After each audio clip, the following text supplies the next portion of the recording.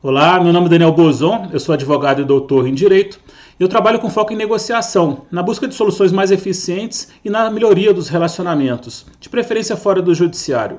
Hoje eu vou falar sobre 4 princípios do programa de negociação de Harvard, para serem aplicados na negociação em divórcio, que é um momento difícil que as pessoas passam. Geralmente, se o cliente procura um advogado e o advogado já vai buscar uma solução com uma decisão do juiz, o juiz ele julga vários casos por dia. Então, assim, ele não tem tempo para aprofundar em cada caso, para procurar uma solução que efetivamente maximize o bem-estar dos envolvidos e faça uma melhoria no relacionamento deles. Então, assim, geralmente as soluções são ruins. E mesmo nas audiências de conciliação, é muito pouco tempo para a gente estruturar uma negociação, para encontrar bons resultados e fazer as pessoas terem um relacionamento melhor. Que é extremamente importante, especialmente quando tem filhos envolvidos. Então, quais são os 4 princípios? E destacar aqui que não são regras, porque não é uma receita de bolo que a gente vai seguindo e vai chegar naquele resultado, esses princípios dão diretrizes para a gente e, de fato, ajudam muito a encontrar uma solução melhor, melhorar a relação entre os envolvidos. Então, o primeiro é separar a pessoa do problema. O segundo é focar nos interesses, tanto próprios quanto da outra parte. Terceiro, buscar critérios objetivos.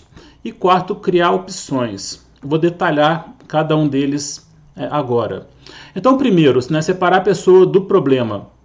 A frase que define isso é: seja duro com o problema, você não vai ficar cedendo quando não quer ceder, mas gentil com as pessoas, até porque a gente precisa do outro para poder fechar um acordo. Então, na fase do divórcio, geralmente a gente tem uma visão negativa, tem ressentimento, tem raiva do outro. Isso aí torna até mais difícil do que, por exemplo, uma negociação entre empresas, em que o funcionário de uma empresa está querendo vender produto para outra empresa. Então, assim, no divórcio se torna ainda mais importante ter esse foco na solução do problema, achar soluções criativas, eficientes, e não ficar naquela questão, mas o outro fez isso, o outro fez aquilo. Então é difícil fazer, mas com a ajuda de um profissional se torna mais fácil. E também acontece da relação virar lose-win. O que é isso? Perde e ganha. Só que no sentido de que muitas vezes acontece, por exemplo, o homem ou a mulher fala assim, deixa tudo com ela, por exemplo. Deixa os bens todos com ela, eu só quero ficar com isso aqui e tal. Então, como advogado, eu tenho que alertar, obviamente, da questão jurídica, dos direitos dele. Pode ter uma discussão sobre alguns bens, etc., mas deixar ele a par disso aí, para ele tomar a decisão. E segundo, mostrar a questão emocional. Naquele momento, pode ser que porque ele gosta dela, ou por qualquer motivo ele está disposto a ceder demais, mas que depois vai se arrepender. Então, assim, é importante para o advogado mostrar isso para o cliente. Mas se ele quiser, efetivamente, não tem problema, é um acordo. Se você gosta desse tema, por favor, vou pedir para dar um like e seguir o nosso canal. E se você conhecer alguém que está passando por uma situação dessas, compartilhe com ela, manda para o WhatsApp, que pode ser bastante útil. O segundo princípio é o foco nos interesses, não em posições. Então, muitas vezes, por exemplo, na questão de pensão, a mulher porque geralmente ela fica com os filhos. Ela fala assim, eu quero 30% do salário. E aí o marido fala assim, não, eu quero dar 15% do meu salário. Isso já apresentar as posições. Já fala assim, eu quero isso aqui, especificamente. Só que o mais interessante é saber o que está por trás dessas posições, quais são os interesses das partes. E a grande pergunta é por quê? Então, se perguntam, por que você quer 30%? Por que você quer 15%? Eu quero colocar na escola tal. Tá, mas por que você quer colocar na escola tal? Então, a partir de ir perguntando os detalhes, a gente vai descobrindo os reais interesses de cada um. Então isso aí facilita para poder fazer um acordo. Só para ilustrar, Deixa eu contar aqui uma historinha, que é a divisão da laranja. Tinha dois irmãos na cozinha brigando porque ambos queriam a laranja. O pai entra na cozinha, vê aquela briga, fala: ó, gente, vamos parar de brigar aí, tá? Me dá essa laranja aqui. Aí vai, pega a laranja, corta ao meio, entrega metade para cada um. Muitas vezes a negociação é feita dessa forma, mas se ele tivesse perguntado os interesses das crianças, ele ia ver que uma criança queria, na verdade, a casca da laranja para ele brincar, cortado, né, em rodelas, e a outra efetivamente queria comer a laranja. Então acabou que a solução dada pelo pai, que poderia, por exemplo, ser a solução dada pelo juiz, não é exatamente a que maximiza o bem-estar dos envolvidos. Então é um erro achar que sempre que o valor da pensão, né, por exemplo, é um dos principais pontos do divórcio, achar que é o único valor, né? Dá para ir além disso, muito além disso, para entender melhor do que está se tratando a negociação e o divórcio.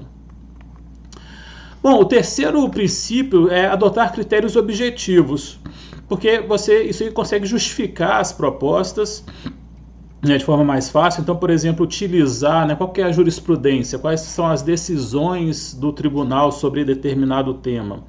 Ou então falar assim, a gente vai distribuir aqui a divisão dos carros, vamos utilizar então a tabela FIPE, para não ter que ficar discutindo exatamente qual o valor do carro. Então, que facilita muito, né, para achar fazer essa divisão.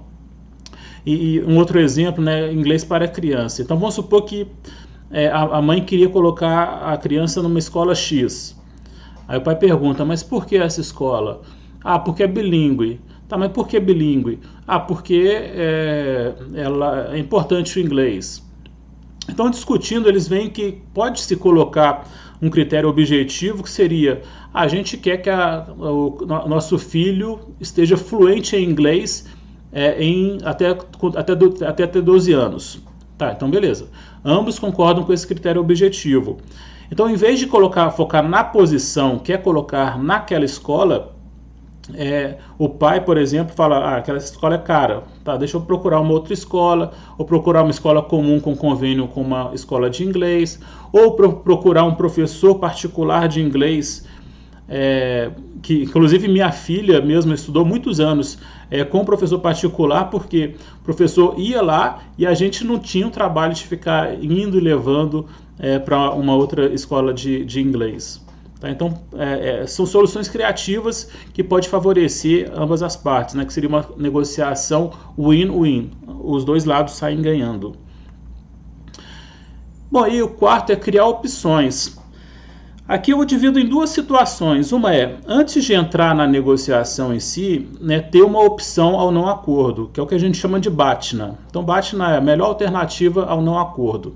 Então, por exemplo, assim, imagina que o pai não tá, né, ele fala assim: poxa, se não tiver um acordo sobre a pensão, o que eu posso fazer? Eu posso fugir, né, sumir aí no mundo, eu posso ficar desempregado, né, mas eu vou ser preso, ou posso ir para o judiciário. Então, geralmente, a melhor alternativa ao não acordo seria ir para o judiciário. Mas aí a gente já faz um trabalho junto com ele, fala: os custos vão ser esse, a provável decisão vai ser essa.